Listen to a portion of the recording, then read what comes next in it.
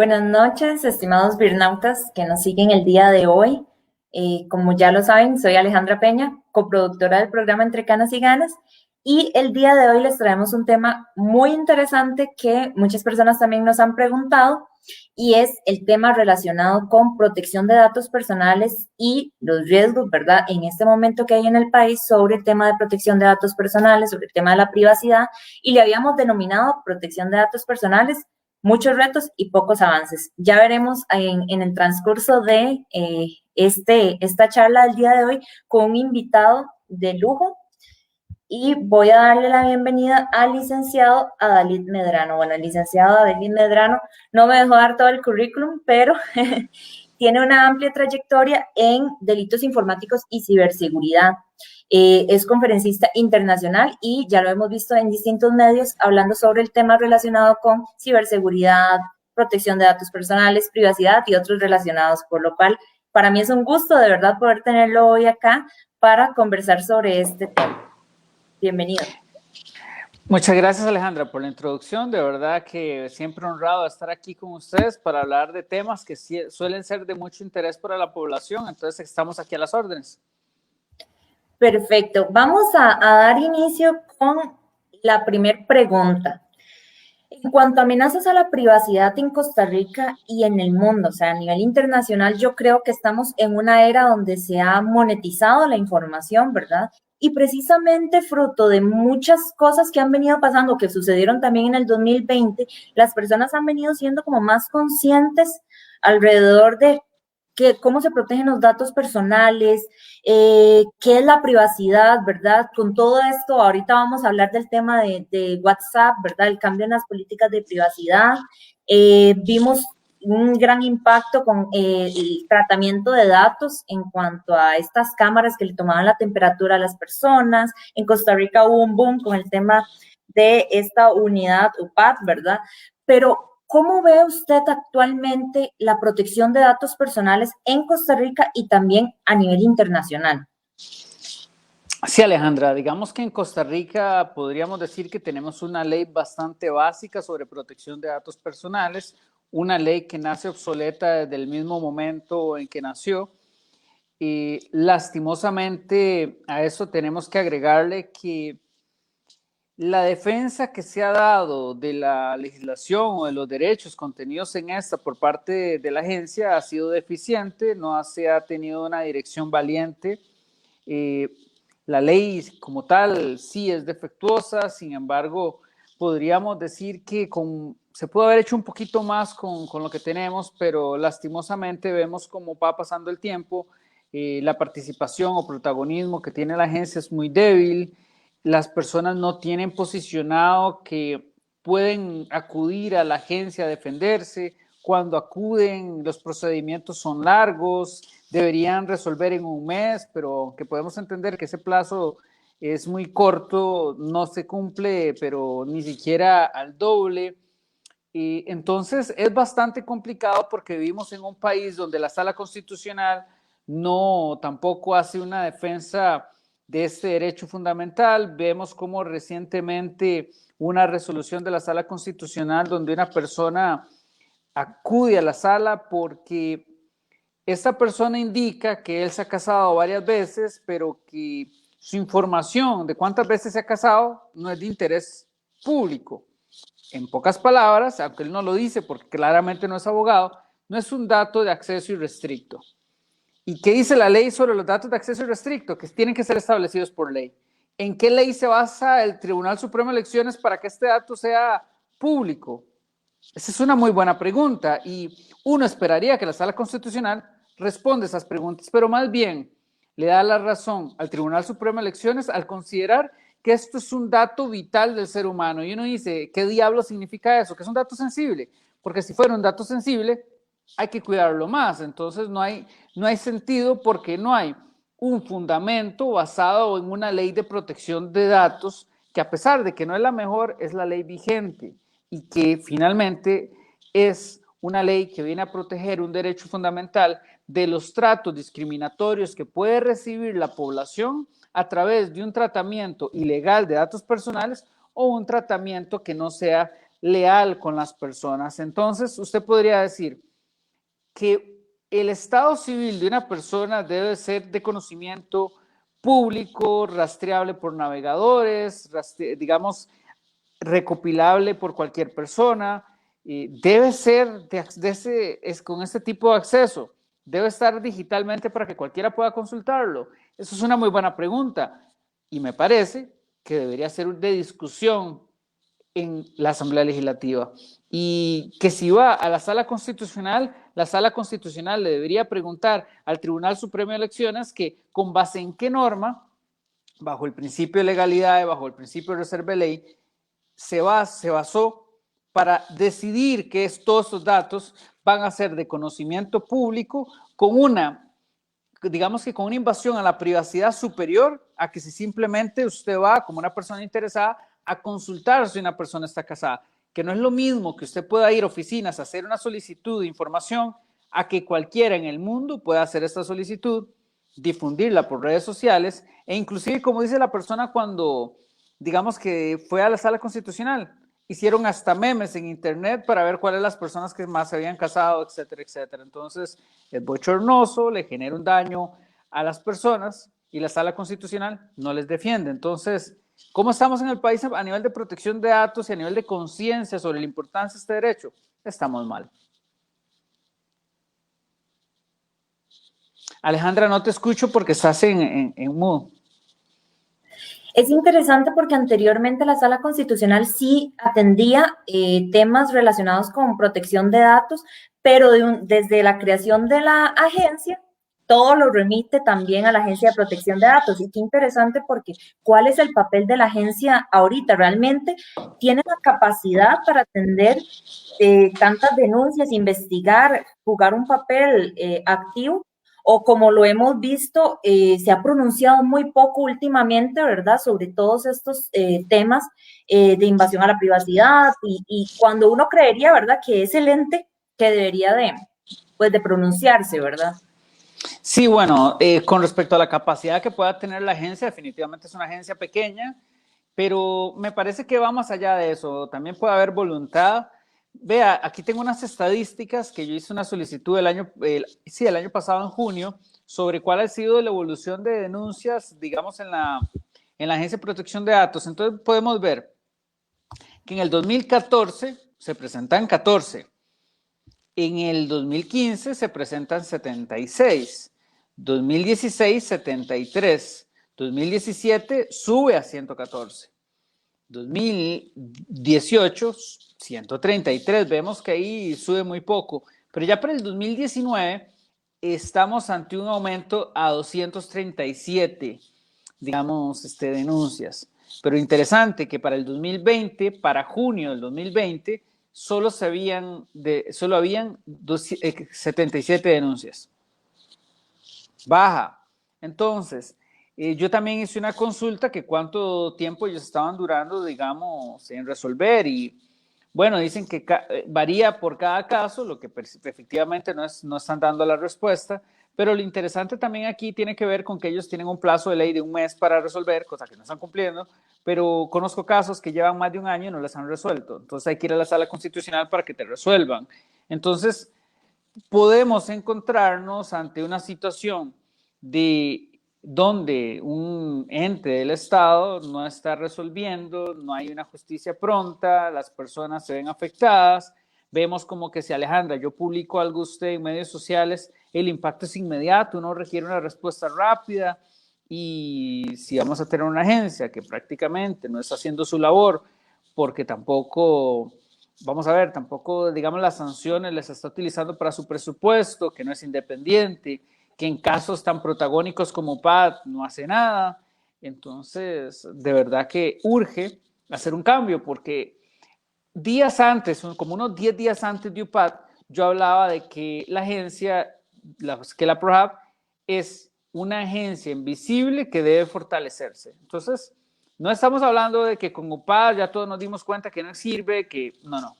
Desde antes ya estábamos discutiendo que ya había pasado demasiado tiempo y que la agencia no se estaba fortaleciendo, que había que hacer algo y que para ese momento las denuncias antes de UPAD, de hecho para el 28 de enero del año 2020, las denuncias, y de hecho me acuerdo en Telenoticias yo lo dije, que en el Colegio de Abogados estábamos haciendo un debate al respecto de protección de datos para ver qué se puede mejorar. Era un debate constructivo en realidad y no quisieron asistir. Entonces, tenían resoluciones en contra de la libertad de expresión, duraban mucho resolviendo, el camino, digamos, que ellos estaban tomando de verdad que era peligroso y tampoco estaban dispuestos a debatir al respecto para ver qué se puede mejorar. Entonces, veíamos ya con mucha preocupación la actitud que tenía la agencia, pero se agrava con UPAD porque en vez de defender a los ciudadanos, defiende al gobierno.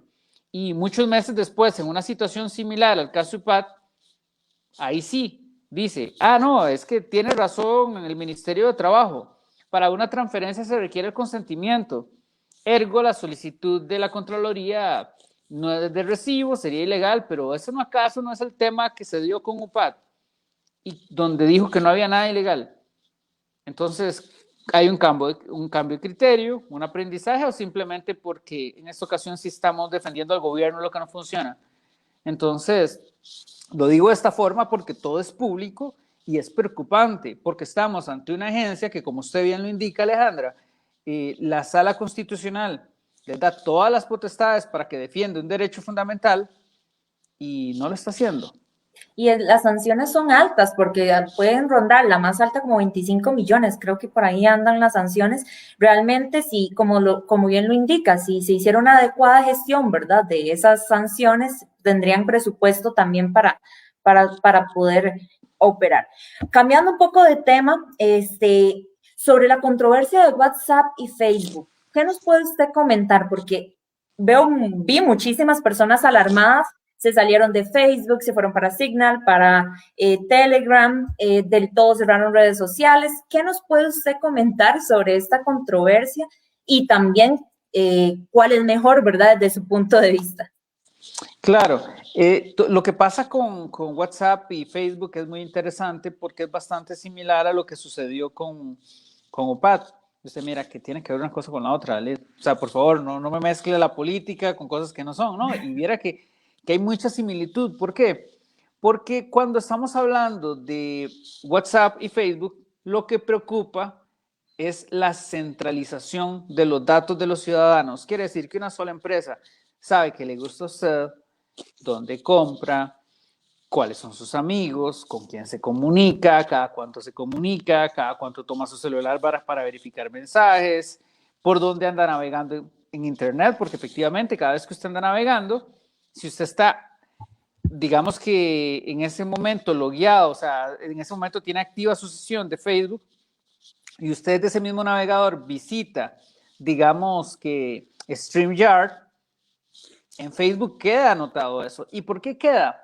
Porque tal vez StreamYard dice, bueno, nosotros queremos lanzar una publicidad a las personas que han visitado nuestro sitio. Y vemos que eso no hay nada de malo con eso. El tema es que como se da una centralización de los datos, Facebook sí puede saber con nombres y apellidos que usted estuvo en StreamYard. StreamYard no va a saber que usted estuvo aquí con nombre y apellidos. Pero Facebook sí. Y si alguien se mete a su perfil, puede saber todo su historial de navegación, todos sus amigos, algunos que otros mensajes. Entonces, vemos cómo entre Instagram, WhatsApp y Facebook hay una centralización, o sea, un control sobre la información ciudadana que es importante.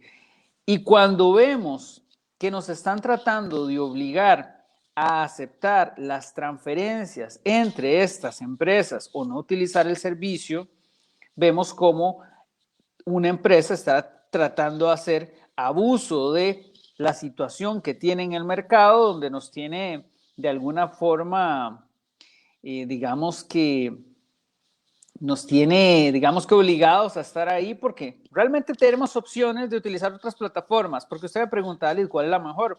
Y yo le diría, ¿la mejor para qué? Porque si lo vemos desde la perspectiva de la privacidad de nuestros datos, yo le diría, si es a nivel de eso, podríamos decir que Signal y Telegram recopilan muchos menos datos que Facebook y WhatsApp. Entonces, Signal solo utiliza su teléfono para poder, digamos que, utilizar su servicio. Mientras Telegram utiliza algunos otros datos más, como su agenda telefónica, más no la comparte con terceros porque no es parte de un grupo de interés económico que vive para vender publicidad. Mientras Facebook recopila hasta 14 datos, o sea, es mucho, y los transfiere, digamos, entre todo su grupo de interés económico. Al mismo tiempo, Messenger de Facebook recopila como 30 y algo datos. Es mucha información. Entonces, ante la pregunta, ¿cuál es la mejor a nivel de privacidad? Yo le diría Signal. ¿Cuál es la mejor a nivel de protocolos de encriptación en las comunicaciones? Signal. ¿Pero cuál es el segundo lugar? WhatsApp. Sí, WhatsApp, porque WhatsApp utiliza un protocolo de encriptación de punto a punto, lo que quiere decir que ellos no pueden tener acceso a sus comunicaciones. Podríamos decir que es más factible, que sea más segura la comunicación en Signal que en WhatsApp, pero WhatsApp utiliza el mismo protocolo Signal, entonces están muy parecidos, pero WhatsApp recopila muchos más datos alrededor, a pesar de que no vea las comunicaciones. Pero si me pregunta por Telegram, yo le diría, recopila menos datos suyos. Sin embargo, Alejandra, eso no lo es todo, porque el protocolo de encriptado de Telegram no es tan robusto como el de Signal o el de WhatsApp, porque ellos sí se dejan la llave y podrían, si quisieran, acceder a las comunicaciones. No digo que lo hagan, digo que podrían. De lo mismo que con UPAD. Yo no puedo decir que el gobierno lo utiliza con fines electorales, no puedo decir que lo utiliza con fines que sean antiéticos. Estoy diciendo que existe una posibilidad, existe un riesgo y el riesgo es suficiente. Entonces vemos cómo hay una similitud. Hay una centralización de los datos y eso es peligroso. Y eso es lo que nos tiene que poner nosotros a pensar para poder, de alguna forma, estar digamos que preparados para lo que es los retos del mañana, porque cuando los datos están centralizados, Alejandra, un actor estatal o un actor privado podría de algún momento acceder a su información y hacerle daño. Entonces, entre más podamos distribuir nuestros datos, como dicen desde antes, no poner todos los huevos en una canasta, similar. No pongamos nuestros datos en un solo proveedor, porque el Estado... No, entonces podríamos hablar de que habría algún tipo de vicio del consentimiento o nos están condicionando nuestro consentimiento, porque sabemos que todo quien trata un dato personal tiene o debería de tener un consentimiento informado del titular, pero acá no estamos en una posición de decidir, ¿verdad? Porque está simplemente, bueno, la mayoría de personas, yo veía inclusive hasta bromas donde decían, yo veo a todo el mundo asustado por el tema de la privacidad de WhatsApp y yo lo acepté sin leerlo, ¿verdad? Vi muchas imágenes así. Claro. O sea, porque probablemente te dicen y la información hasta es confusa, las personas a veces no comprenden toda la cantidad de información que ponen y simplemente les da aceptar y si usted quiere seguir utilizando la plataforma tiene que aceptar sea como sea. Entonces, ¿realmente las personas están dando su consentimiento? ¿Qué opina? Bueno, me parece una excelente pregunta propia de una colega. Efectivamente, hay un vicio porque el consentimiento no es libre. No podríamos decir que una plataforma que te prometió en el año 2014 no transferir datos con la empresa que los estaba comprando, Facebook, y a la cual les creíste y dijiste, bueno, yo voy a compartir mis datos sabiendo que no los van a compartir, te da libertad que ya cuando has utilizado mucho tiempo toda tu estructura social de amigos, las tienes con ellos y decir, sí, me puedo ir a otro lado. Porque la gran pregunta es, si Signal es mejor y es más privada, ¿por qué yo no me puedo migrar de forma absoluta a WhatsApp? Porque mis amigos no están en Signal. Y aunque lo estén, no se comunican conmigo por Signal. Porque aunque muchos estén de alguna forma en conocimiento de la herramienta y la tienen instalada, a la hora de la hora no lo utilizan. Entonces, y pasa todos los días, es más, yo sé lo que es que hablarle a amigos, hablemos por acá. Sí, hola, Ali, y de repente me aparecen por WhatsApp, ¿viste tal cosa? Y yo, por Signal mejor. Después, WhatsApp.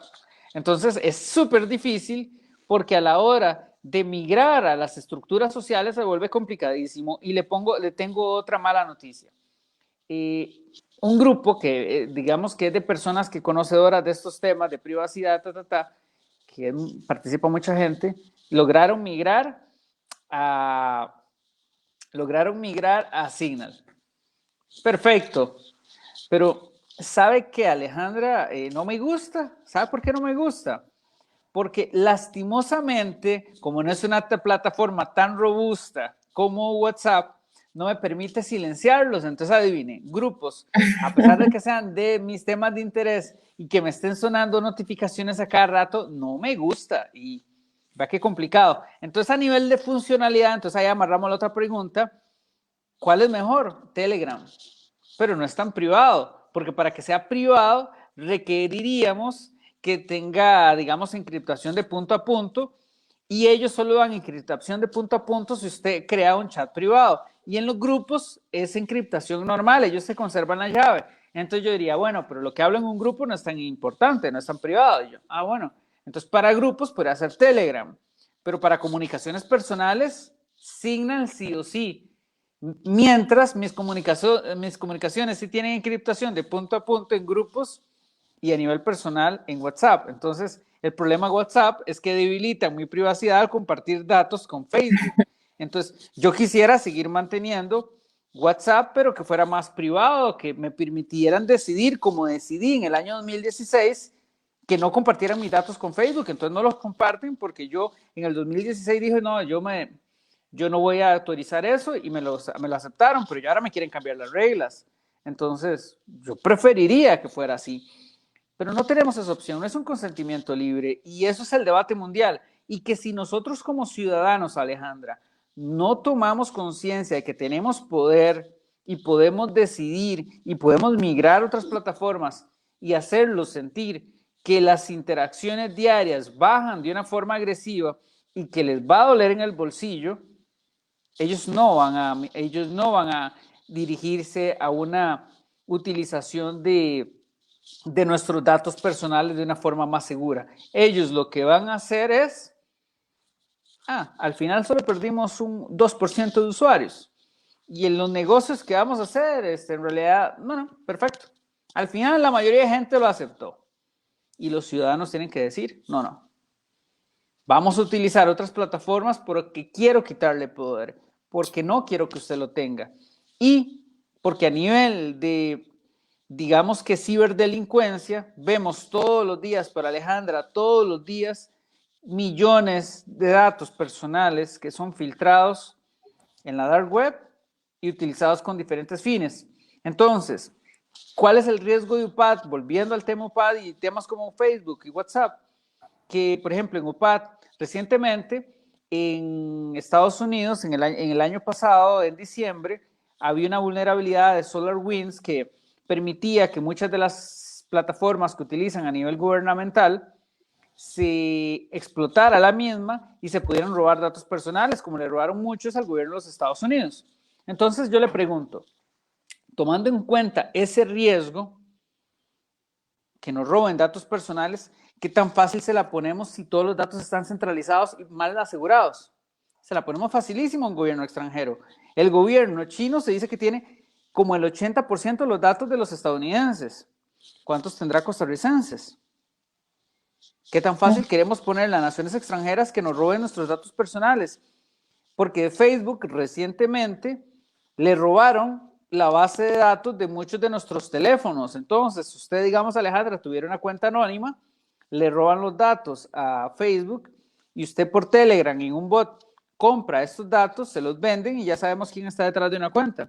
Vea los riesgos a la privacidad si fuera un activista. Digamos que usted, Alejandra, tiene alguna cuenta que es, digamos, que hace activismo en Costa Rica o en otro país, porque depende su seguridad, depende de eso. Vea lo grave. Entonces, ¿qué tanta información queremos que tengan estas empresas de nosotros? Porque si pierden el control, porque ninguna plataforma es segura, ¿cuál es el precio que vamos a pagar? Nuestra vida. Entonces vean que no es un debate sencillo y no importa quién sea usted, debe cuidar sus datos personales.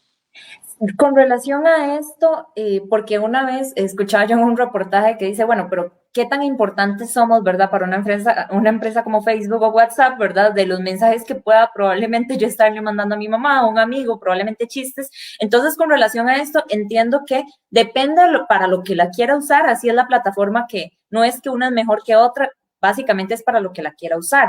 Pero ¿cómo es que nos rastrean? ¿Para qué es que ellos necesitan o quieren esta información o cómo la utilizan? Bueno, vamos a ver, tomemos en cuenta que estas empresas simplemente recopilan sus datos. De hecho, recientemente hay toda una, digamos, estructura que ya se ha creado en la tienda de aplicaciones de Apple, donde se generan ¿cómo se llama estas? Unas tarjetitas de privacidad, donde, y eso es interesante porque usted ahí le dicen qué datos recopilan, cómo los recopilan, con quién los comparte, y es un ejercicio de transparencia mortal, buenísimo. ¿Qué pasa? Que ahí nos dimos cuenta cuántos datos está recopilando realmente Facebook de nosotros, y eso genera, por supuesto, una controversia. Se vieron obligados y uno dice, wow, tantos datos estás recopilando. ¿Y cuáles serán los fines? Porque la política de privacidad no es muy amplia. Ok, entonces ellos recopilan sus datos, Alejandra, para saber que usted, si usted anda buscando en internet cierta cosa para comprarla, que usted tiene interacción con tal amiga, y a partir de todas las relaciones que pueda hacer, presentarle publicidad. Y que si por alguna razón todavía no le está utilizando estos enlaces de personas, porque ellos dicen que no lo están haciendo, pues en un futuro van a hacerlo. Y que entre más información tienen, más perfiles pueden hacer usted. ¿Y qué es un perfilado? Bueno, es crear un análisis de toda su información, y a través de la misma pueden saber que le gusta a usted, pueden saber con quién se relaciona, que usted es abogada, pero también le gusta la comunicación, que usa Facebook, pero también utiliza StreamYard, pueden saber que usted tiene un dispositivo de tal marca o de tal otra, que usted estudió en tal lado, pero por eso, por haber estudiado en tal lado, usted tiene ciertos amigos, y con esta afinidad, usted también le podría gustar cosas que le gustan a sus amigos, que usted visita ciertos centros comerciales, al igual que este tipo de personas en el mismo rango de edad, que curiosamente a usted le gustan unas tiendas que igual a esas personas, entonces probablemente usted igual es cliente. De entre tanta información, que las manos incorrectas pueden ser muy peligrosas, y en las manos de una empresa como Facebook pueden servir para darle publicidad lo más efectiva posible. Entonces, depende qué tanto le importa a usted su privacidad, usted pues va a medir la gravedad de todo esto, ¿verdad? Y ahora con relación vemos que ya entraron las clases, ¿verdad? Y lo primero que hacen muchas personas es subir fotografías de los menores. Qué peligroso en cuanto a los datos personales de los menores, ¿verdad? Muchas se ha cuestionado también hasta dónde los papás tienen ese derecho, ¿verdad? De publicar fotografías de sus hijos en línea, porque lo vimos hace poco en este chat que se surgió en Telegram, ¿verdad? Donde se compartía contenido de carácter sexual y demás. ¿Cómo se pueden proteger los menores de edad en línea, verdad? Porque ahora la mayoría de menores de edad tienen acceso a distintas plataformas, ¿verdad? Y están siendo todos los días atacados. Sí, efectivamente, Alejandra. Digamos, cuando nosotros estamos, digamos, utilizando un servicio en línea, digamos que tenemos riesgos. Pero ¿qué pasa con los menores? Ellos no saben medir. Ellos no saben que cuando instalan una aplicación, esta aplicación genera riesgos, que recopilan sus datos. ¿Con qué fines? Y ahí es donde viene lo interesante, porque uno normalmente dice que los padres saben acompañar a sus hijos, pero ¿qué tan educados están los padres con respecto a estos temas? Yo le pregunto, ¿usted cree que el costarricense promedio sabe en qué anda su hijo, si está utilizando TikTok y qué fines le da? Porque lo grave es de que a veces tenemos a menores de 10 años o por ahí utilizando este tipo de plataformas y no saben los riesgos. Recientemente en Italia una menor murió porque finalmente accedió a un reto, el cual era, digamos exactamente cómo era que se ponía, creo que una faja en el cuello o algo por el estilo, exactamente no, pero terminó muerta, porque al final era un reto de TikTok donde se ponían una faja y la niña no midió y se murió, y uno dice, pero ok, vea la gravedad, ¿tienen culpa los padres? Entonces, para determinar culpa, ¿quién les enseñó a los padres a saber qué se puede hacer con tales plataformas? De hecho, yo que estoy súper metido en temas tecnológicos, yo vi que TikTok estaba levantando, entonces me meto, veo qué es para analizarlo, y me doy cuenta un montón de cosas, pero en realidad el papá promedio se toma esos tiempos, tiene que hacerlo por su trabajo, no. Entonces, ¿qué tan capacitada está la población mundial para conocer los riesgos de la inteligencia artificial? Que usted ve todo lo que sabe TikTok de las personas, sí es brutal. Y los retos y todas las estupideces, disculpe que lo diga así, que pasan en TikTok, es de preocupación para los padres. Y si no hay un acompañamiento con toda la desinformación que hay, los retos peligrosos que hay, pues es una aplicación peligrosa.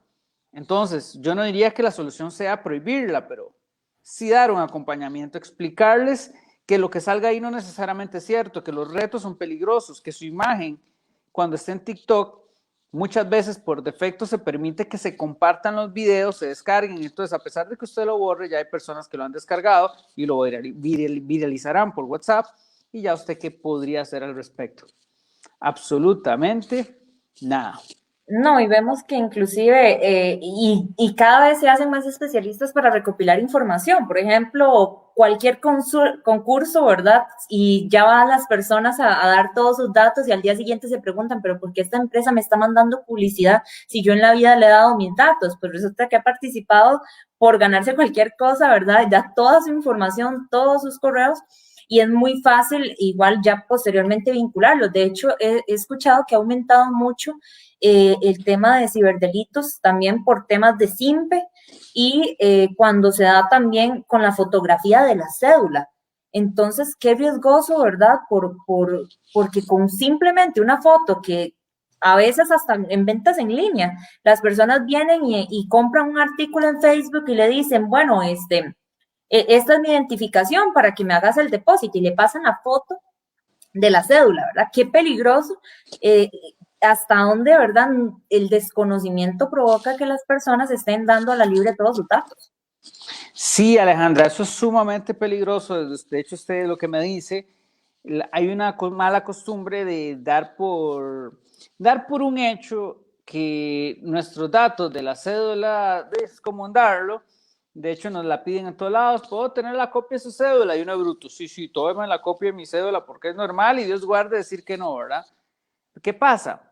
Que los delincuentes están utilizando esta información para engañar a otras personas y suplantarla. Entonces, he tenido, digamos que acceso a personas que les ha pasado que le llaman, les estafan y no solo los estafan, sino que como le pidieron la cédula para el trámite X o Y, ahora con su cédula los estafan a otros. Entonces adivine que tras de que le sacaron dinero, también los queman en internet diciendo que ellos son los estafadores que le robaron tal cosa, porque la persona le llamaron, le pusieron la foto de perfil a la persona, le pasaron la cédula y la persona cree que está hablando con quién es, porque al final no conocen la voz que identifica al titular de esa cédula, entonces creen que sí, que el delincuente es tan tonto que va a mandar su cédula y lo publican en redes sociales. Entonces, imagínese lo que es que a usted lo quemen, como dicen, en internet por un descuido. Entonces, yo le pregunto, entonces, ¿qué tan grave es la situación? ¿Realmente solo dinero pierde? ¿O le pueden quitar la paz, lo pueden amenazar de muerte, le pueden poner una denuncia penal? Porque todo eso está pasando en Costa Rica. Todo eso está pasando en Costa Rica. Y lo de Simpe Móvil es interesante porque si usted a su chip no le pone un código, que Colby lo hace por defecto, he visto que al menos Movistar me parece que no lo hace y creo que Claro tampoco, no vienen con un PIN. Y si ese chip no viene con PIN, alguien solo lo saca, tuc, lo mete en su teléfono y voilà, puede hacer todas las transferencias de Simpe Móvil que desee y que estén permitidas, pues, digamos que con el banco. Entonces vean que la ciberseguridad es importante hasta que finalmente usted le afecta. Entonces no hay que esperar a que nos afecte y hay que proceder lo más rápido posible, ¿verdad? Y con relación a esto, ¿qué le podemos comentar a las personas que nos están viendo? ¿Cuáles son sus derechos, verdad? Porque sabemos los derechos que están en la Ley de Protección de Datos, pero muchas veces se desconocen o inclusive quienes tratan los datos deberían de informarles cuáles son los derechos que tiene una persona con relación al tratamiento de datos personales, pero muchas veces no lo hacen y omiten esa obligación legal de decirles ¿qué derechos tienen ellos una vez que me dieron a mí el consentimiento para yo tratar y administrar esa información? Sí, vamos a ver, las personas, usted me dirá qué derecho tienen. En realidad tienen varios derechos y no solo el de autodeterminación informativa. Digamos, digamos que el derecho de autodeterminación informativa, ¿qué es? El derecho de autodeterminación informativa es el derecho que tiene usted, Alejandra, como persona, para controlar el flujo de informaciones que le conciernen a su persona. ¿Qué quiere decir esto? Digamos, Alejandra, que usted publica en Facebook su perfil y usted publica información, sus gustos, tiene relaciones con otras personas al aceptar la amistad, y todo eso usted lo hace cobijada en el derecho a autodeterminación informativa, decidiendo en todo momento qué comparte con Facebook y qué comparte con sus amigos, etcétera. Eso es su derecho. Pero también dentro de la red social se verán comunicaciones a través de la plataforma Messenger. Entonces usted tiene también el derecho al secreto de sus comunicaciones. ¿Y cómo se protege las comunicaciones en medios digitales? A través de los estándares más modernos y robustos para proteger este tipo de comunicación. El estándar aceptado como el más robusto en la materia son los protocolos de encriptación de punto a punto, que significa que a pesar de que WhatsApp o Facebook le esté brindando el servicio, ni Facebook ni WhatsApp podrían acceder a sus comunicaciones. Podrían saber con quién se está comunicando, qué tan frecuente, pero no pueden saber qué están hablando. En ese sentido, Messenger, por defecto, no encripta las comunicaciones de punto a punto. WhatsApp sí. Signal también. Telegram encriptado, pero no es de punto a punto, sino que ellos se guardan la llave. Entonces, vea qué interesante, porque a la hora de la hora usted dice, bueno, tengo derechos, sí. ¿Y cómo se puede utilizar mi derecho a autodeterminación informativa con una red social? Bueno, primero, usted puede solicitar el acceso a sus datos. Entonces, Facebook le da un perfil, un documento con toda su información. Usted puede decir, bueno, yo puedo solicitar que se supriman mis datos. Efectivamente, borre su información. Por otro lado, a nivel más práctico, a nivel local, ¿cómo puede ejercer usted sus derechos con empresas nacionales? Entonces usted puede decir, bueno, lo primero, ¿qué información tienen mía? ¿Cómo sabe usted, Alejandra, qué información tiene otras personas de usted? Entonces usted ejerce el derecho de acceso. El derecho de acceso es este derecho en el cual usted solicita al responsable de la base de datos cuánta información tiene suya, cómo le está recopilando, para qué fines, si tiene el consentimiento informado. Entonces, para mí esa es la base de todo derecho. Entonces, yo les recomiendo a las personas cuando me consultan que primero, antes de solicitar que se suprima su información, soliciten qué información tiene suya. Porque usted ahí puede conocer mucho sobre cuáles usos le estaban dando esa información y de qué forma la obtuvieron y la legalidad de la misma. Entonces, una vez usted sabe qué datos tienen, usted podría solicitar que se suprima todo o en parte de la información que tienen suya. Y si usted lo desea, puede decidir que lo mantengan de esa forma o simplemente que actualicen un dato, porque puede ser que usted ya, no sé, no tiene un grado académico, sino tiene otro. Entonces, esa información incompleta le genera un daño porque las personas creen que usted todavía no es abogada, pero ya lo es, y ahí dice que es estudiante de Derecho. Entonces, es ese derecho a actualización, porque sabemos que en estos tiempos modernos, si una información no es actual, le puede perjudicar. Si una información no es veraz, le puede perjudicar. Si una información no es exacta, le puede perjudicar. Si hay una información que es veraz, pero ha pasado de X cantidad de tiempo, 10 años en nuestro país, y a usted le genera un daño, usted tiene un derecho al olvido, porque no es de recibo que 10 años después una información le siga generando un perjuicio porque el responsable de la base de datos no quiere suprimirla. Y si esta información no está cobijada por un interés público, la misma debería suprimirse. Entonces, vea qué interesantes son todos estos temas. Sí, de hecho, sé que la Agencia de Protección de Datos maneja en su página web unos formularios para solicitar supresión de la información, ¿verdad? Que básicamente se los descarga, los llena y se los presenta a la empresa que está haciendo esta actuación, o bien, pues presentar la denuncia. Pero, ¿qué otras recomendaciones les podemos dar a nivel práctico a las personas para protegerse, ¿verdad? ¿Cómo pueden protegerse en esta era donde, como lo comentábamos al inicio, la información está totalmente monetizada, ¿verdad? Y donde ya puede que nos estamos preocupando por este cambio de privacidad de WhatsApp, pero la información que ya manejan de nosotros es muchísima, ¿verdad? ¿Cómo podemos protegernos? Muy buena pregunta, Alejandra. Digamos que en las plataformas de tecnológicas donde usted participe, sería importante que revise cuáles son las herramientas de privacidad que usted tiene. Y ahí usted toma decisiones con respecto a su derecho a autodeterminación informativa, con respecto a qué quiere proteger. Porque yo le voy a decir una cosa.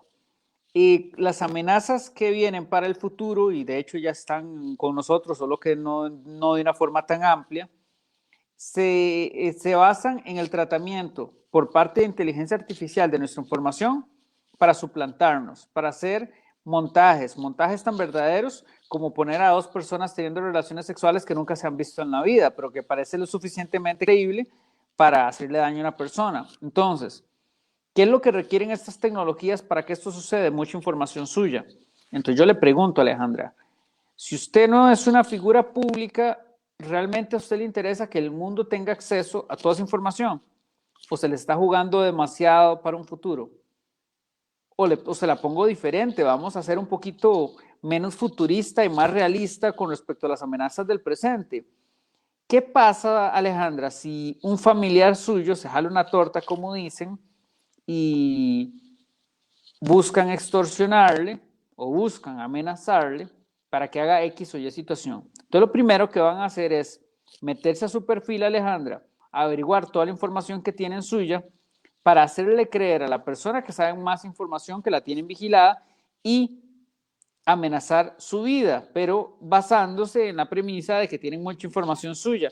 Y lo que las personas no saben es que a veces los delincuentes no tienen otra información que no sea la que está en pública en los registros y la que usted comparte en redes sociales. Entonces, si usted quiere cuidarse de los delincuentes del mañana, restrinja al máximo su información. Entonces usted puede limitar quién tiene acceso a esa información, usted puede limitar de quién va a recibir mensajes, quién lo puede encontrar, puede, y esto es muy importante, configurar el segundo factor de autenticación. Eso no nos puede faltar en ningún servicio, porque si no tenemos este segundo factor de autenticación, facilitamos que alguien nos robe nuestra personalidad, nuestra imagen. Entonces, usted en Facebook debería tenerlo activado, en Google, en Gmail debería tenerlo activado, en Twitter, en Facebook, en WhatsApp debería tenerlo activado. De hecho, hemos visto cómo recientemente han habido muchos reportes de personas a las que les roban su información personal, mejor dicho, les roban su cuenta de WhatsApp. ¿Cómo funciona esto, Alejandra? Bueno, funciona de una forma muy sencilla, entre comillas.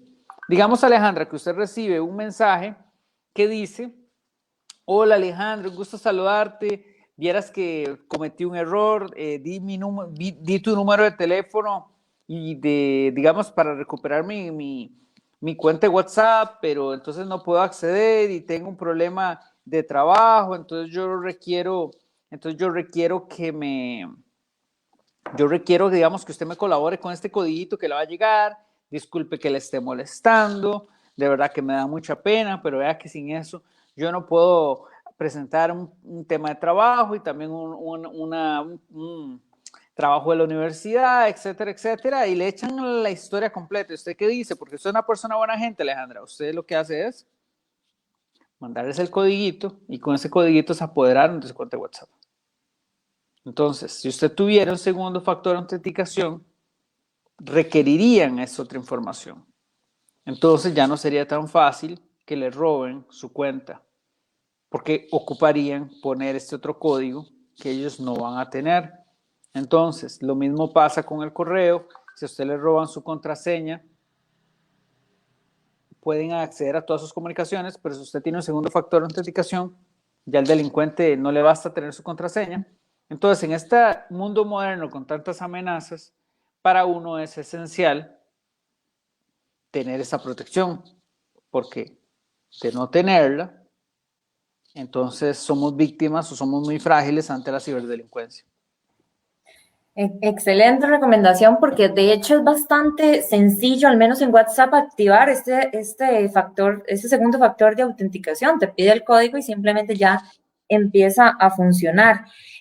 Ahora, recientemente escuché que hay un nuevo proyecto sobre la recopilación de base de datos biométricos. Nuevamente se pone en peligro en el país, ¿verdad?, la centralización de los datos. ¿Qué nos puede comentar sobre este proyecto de ley? Sí, claro. Vea qué interesante pregunta, porque recientemente circuló en internet un análisis de qué tan mal están los países con el tratamiento de datos biométricos. ¿Adivinen en qué lugar quedó Costa Rica? El Quedó último. solo por debajo de China, si no me equivoco. Bueno. O sea, en principio estamos pésimo, pero lo más curioso de eso es que la razón por la que pasa eso es porque las noticias en el mundo vuelan. Y para los que crearon este reporte, el proyecto de ley era ley y no proyecto. Entonces, con esto les respondo, ¿qué tan malo sería para la privacidad ciudadana si este proyecto de ley fuera una realidad? Fuera ley vigente en Costa Rica. Estaríamos solo después de China a nivel de tratamiento de datos biométricos. Entonces, creo que con eso les respondo de lo nefasto que era ese proyecto de ley. Wow. Ahora también, ¿cómo podemos solventar esas necesidades? Porque usted me comentó que la ley de protección de datos requiere reformas, ¿verdad? ¿Qué podríamos hacer o qué iniciativas se podrían recomendar al menos a nivel de país para poder nosotros solventar estos grandes retos, como el nombre del programa lo dice, ¿verdad? Muchos retos, pocos avances. ¿Qué sería o por dónde empezar? Porque vemos que hay demasiado que hacer, empezando por capacitar a la población sobre la importancia de la protección de datos personales, pero ¿qué más podemos hacer? Bueno, tenemos que hacer un análisis integral de la ley. Sí hay que basarse, digamos, en lo que es el estándar internacional, que es el Reglamento Europeo de Protección de Datos, En que GDPR. exactamente, que al final lo que tiene son principios que nosotros deberíamos incorporar dentro de nuestro ordenamiento jurídico, pero también es importante que no solo sea, digamos, de hecho ahorita hay un proyecto de ley que presentó el diputado del PAC, Enrique Sánchez, y este proyecto de ley en realidad, si bien es cierto, se agradece que incorpore uno de estos principios, el problema es que al final la calidad técnica de este proyecto no es la mejor y deja muchas, digamos que muchos portillos que en principio pretendía arreglar. Entonces, ¿qué es lo que realmente se debe hacer? Bueno, aprovechar que se presentó un proyecto de ley para generar una discusión, para que se genere un consenso nacional sobre cómo vamos a regular esta materia, porque a usted le parecerá contradictorio que en nuestro país, en el Código Penal, vender datos personales es un delito, pero que vender datos personales es permitido de acuerdo a la Ley de Protección de Datos, y de hecho la Agencia de Protección de Datos cobra Un cano. exactamente por cada consulta. Quiere decir que la doble moral es tan grande que la Agencia de Protección de Datos lucra con el comercio de datos personales costarricenses. Entonces, tenemos que tomar una decisión como país. O mantenemos los buros de créditos y su funcionamiento, o los eliminamos o los regulamos de acuerdo a lo que consideremos. Pero no podemos estar en este tema de que decimos que creemos en la protección de los datos personales y no regularlo, porque todos sabemos que están ahí, todos sabemos que la mayoría no nos han solicitado nuestro consentimiento, pero no podemos hacernos de la vista gorda y como que si no estuvieran ahí hay que regularlos. Y es una decisión complicada porque efectivamente también tienen su utilidad, digamos, en diferentes áreas como el tema crediticio, pero debemos marcar la cancha, debemos decir, esta es la forma como pueden operar. No pueden hacer eso, no pueden hacer lo otro. Y al final tomar una decisión como país. Y eso como tal es una decisión que se debe tomar porque al parecer la gente simplemente quiere hacer como que no existen. Y existen, están ahí y deben regularse. Y qué interesante, porque ahora que comentaba sobre el GDPR, muchas personas también desconocen que el hecho de que usted sea una empresa costarricense no lo exime de la aplicación de este reglamento europeo, porque si usted le vende productos a europeos, le aplica el reglamento también. Entonces, qué complicado, ¿verdad? Porque tenemos sí que capacitar a nivel de país sobre la protección de datos personales, pero muchas personas ahorita le están vendiendo productos europeos y tienen que apegarse también a esta legislación europea. Sí, efectivamente. Vamos a ver, si usted tiene una empresa que tiene algún tipo de tratamiento de datos de personas residentes en territorio europeo, usted debería cumplir con la legislación europea. De hecho, técnicamente inclusive le pueden poner una sanción, ¿verdad? Utilizando su legislación. Entonces, es interesante porque cuando usted ofrece un servicio tecnológico debe hacer un análisis, digamos, de cumplimiento de la normativa local, pero a veces también de la internacional, depende a quién está ofreciendo servicios, con el fin de evitar, digamos, que problemas a futuro. Pero también es importante cumplir con el estándar más alto. Entonces, si usted en este momento está creando un proyecto tecnológico, debería asesorarse para que cumpla con los más altos estándares, para que no cumpla simplemente con el ordenamiento costarricense, porque si simplemente cumple el ordenamiento costarricense, pues probablemente va a ir como 10 pasos atrás y cuando se apruebe una ley, pues va a tener que correr. De hecho, una de las críticas que le hago al proyecto de ley que presenta el Partido Acción Ciudadana es que en muchos elementos no contiene ni siquiera, digamos, que un espacio para que las personas se puedan, digamos que, adecuar sus prácticas a este nuevo tipo de exigencias, porque al final, sin estos transitorios, hacen que de la noche a la mañana usted pueda perder millones de datos personales que ha recopilado, pero tal vez usted no ha solicitado, porque la ley no la aplicaba antes, no le ha solicitado autorización para que se alojen los datos en el extranjero, que ahora es práctica común, pero que de acuerdo a esta ley es prácticamente, digamos, pactar con el demonio. Entonces es complicado porque si no hay transitorios, vamos a ver, si no se toma conciencia de la realidad nacional al promulgar una ley, si usted no toma en cuenta sus proyectos, los más altos estándares, pues definitivamente en un futuro va a tener problemas. Entonces ahí es donde es importante una buena asesoría, ¿verdad? Bueno, y hace pocos días, el 28 de enero, exactamente se conmemoró el Día Internacional de la Protección de Datos Personales y con todo este programa de hoy vemos, ¿verdad?, qué tan alejados estamos donde antes, cuando recién teníamos la Ley de Protección de Datos, presumíamos de que éramos de los primeros países a nivel latinoamericano que estaba regulando el tema y ahora qué tan alejados estamos, ¿verdad?, de estándares internacionales y lo más complicado en esta era, ¿verdad?, de este 2020 donde fue totalmente terrible, aumentaron los ciberdelitos, ¿verdad? Aumentaron también la vulneración de datos personales. ¿Y qué nos puede esperar ahora, verdad? ¿Qué podemos hacer? Y las enseñanzas que nos deja a nivel de país, ¿verdad? De tomar conciencia, de empezar a investigar un poco. Yo creo que si algo bueno ha dejado todo esto es precisamente esa conciencia, que las personas han empezado a preguntar, bueno, un cambio de privacidad de WhatsApp, por lo menos voy a leer la política de privacidad, ¿verdad? Antes no lo hacía, ahora lo voy a hacer. ¿Quién, por ejemplo, quién me está llamando? ¿Por qué me está llamando si yo nunca le di mi número? Por ejemplo, ejercer esos derechos que usted nos comentaba, solicitar que se supriman mis datos, pedir que se actualicen, ejercer, ¿verdad? Estos derechos que muchas veces o pocas veces más bien nos mencionan que tenemos, ¿verdad? Pero la verdad ha sido un programa muy provechoso. En lo personal aprendí muchísimo y de verdad le agradezco por habernos informado sobre todos estos temas. Esperamos seguirlo teniendo con nosotros en futuros programas y de verdad gracias nuevamente por acompañarnos el día de hoy. Un gusto, Alejandra, un honor como siempre estar aquí con ustedes y por supuesto espero que me vuelvan a invitar para hablar de estos temas que son tan importantes. Así será. Que estén muy bien y buenas noches. Espero que lo hayan disfrutado tanto como nosotros y nos vemos hasta el próximo programa, miércoles a las 7 de la noche. Hasta luego.